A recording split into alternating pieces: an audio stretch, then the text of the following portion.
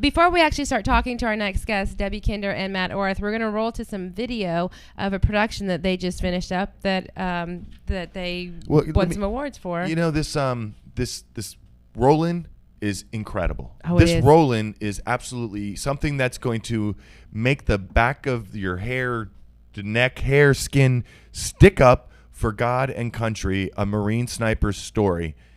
Absolutely powerful. Take a look at this. I'm going to shoot somebody or whatever the situation is. I don't think about it, really. It's all, what's the wind doing? How far away is he? What obstacles are there, you know? It's all about shooting. It's all about a target and me hitting a target. Every sniper wants that one shot, one kill. You know, you want that one round, that one perfect round that you just put through that rifle at the exact moment you need to kill somebody. You want it to be perfect. It's later that you think about, I wonder if he kissed his kid goodbye this morning, you know? Or I wonder if him and his wife were fighting last night or something. You just never know, because you just ended their life. And then to come back and have lived that for so long, and then come back to people that want to hug you and kiss you and just love you, you don't know how to react to that. My name's Matt Orth, and I'm 22 years old, a highly trained weapon in the United States Marine Corps. They called me a scout sniper.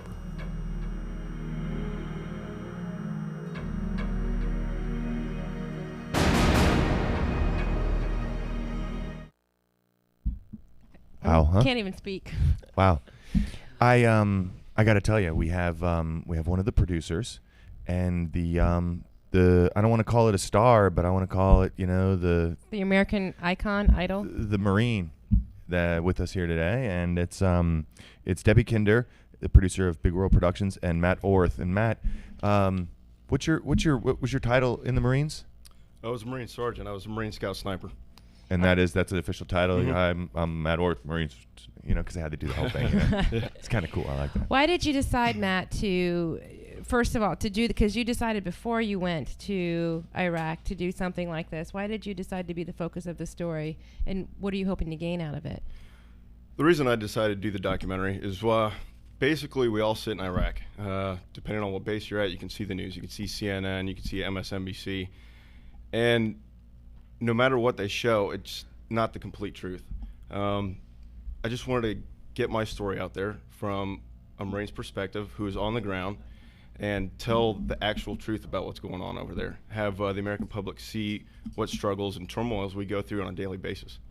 Do you have to go through any kind of, with the military, is it okay if I say this? Is it okay if I show this? I mean, what's the I's and dotting the I's and crossing the T's with the military? Is Debbie, was there anything for you, or? Yes. Welcome to the show, Debbie. No, actually, with the abundance of the mini DV cameras, and they have access to online, and everyone has their own personal cameras. Officially, yeah, you're probably supposed to ask for permission, but this was their personal footage. This is their diary. This is their diary, and so it was. If we had gone in as a production crew, yes, we would have absolutely had to have their press departments okay. But as they're shooting their experiences, no, it was theirs, and it was theirs to do with what they wanted to. So from that standpoint, you know, and really and truly, you know, at the end of the day, there's tons of video that's coming out, and so they realize that they can't monitor it. They can't stop it.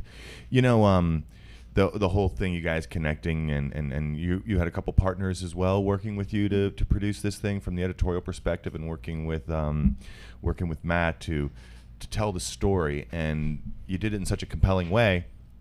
You garnered some awards, possibly. What did you guys? You won something? Yeah, actually, just recently we were notified we'd won the Press Club's 2007 Headliner Awards for National Broadcast. And we won first place.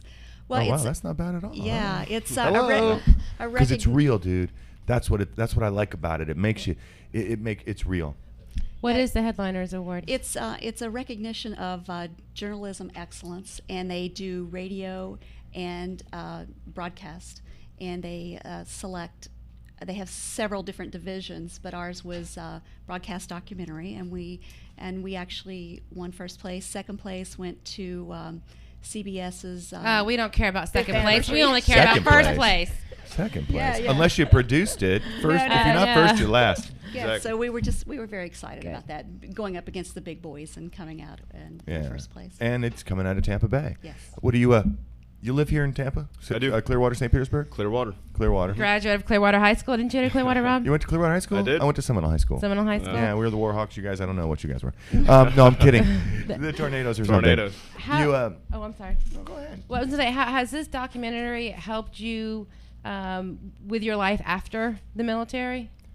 It has, in the fact that for a lot of Marines, it's hard for them to come home and talk to their parents, talk to their friends, or complete strangers that they meet about what actually goes on over there. And I think I had that struggle too.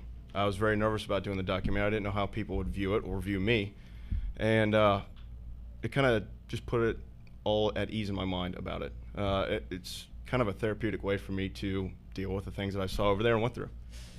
I have a buddy of mine that was in the Marines. He went over there and he did some time, and he was an artist, and he took a lot of pictures and stuff like that. And we were over dinner and he's showing these pictures. I was like, oh man, just the pictures, and the pictures weren't even like real. They were real, but they weren't like the ones that he doesn't, that he has that he had to keep or something. But yeah, it's got to help a little bit, I guess, just to get it out, to talk about it, to explain it, to express it, to just. And also what you're doing, what else you're doing is you're also letting people know you're doing a public service in a sense too, something real, We want to find out what's next for the film, but first I want to ask you, you had an adult job over there being a sniper. In fact, you hold the sniper record for that particular combat that you were in. Longest confirmed kill in Iraq. Longest, I mean, and that's wow. But you had a big boy job. I mean, you had a grown-up job.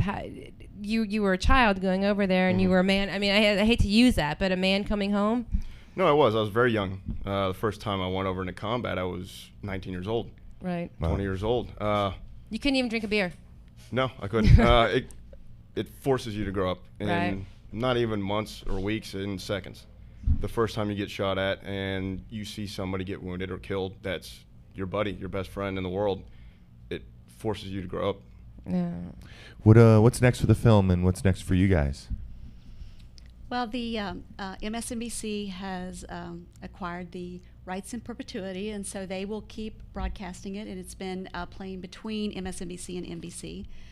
So it will be on network television? Yes, on network. And so I know it's not scheduled right now for April, but it will probably be playing again then in May. So it has gone back and forth between NBC. And if we want to buy a DVD of it, or can we? It's not available yet, and I don't know that they're going to do that. Okay. Good. Let's keep it exclusive. Let's keep it on national broadcast air, so that the message gets out there, doesn't get lost on the shelves of Blockbuster.